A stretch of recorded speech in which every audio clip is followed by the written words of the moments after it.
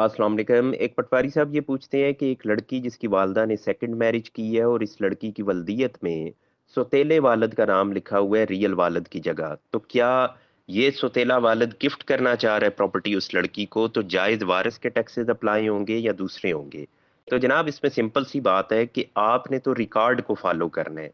जो रिकॉर्ड आपके पास मौजूद है शनाख्ती कार्ड की सूरत में, बेफाम की सूरत में, वो तो यही बता रहे हैं कि जैसे ये इसका रियल बाप है और बाप अपनी बेटी को गिफ्ट कर रहे हैं प्रॉपर्टी, तो उस पे जो टैक्सेस लगते हैं वो इस पे लगेंगे। अब ये दुरुस्त है गलत है वो बिल्कुल एक सेपरेट बहस है और वो एक अदालती मामला है कि अगर कोई उसकी वल्दियत को चैलेंज करता है, लेकिन जब तक रिकॉर्ड में यही लिखा है तो इसी के मुताबिक टैक्सेस अप्लाई होंगे।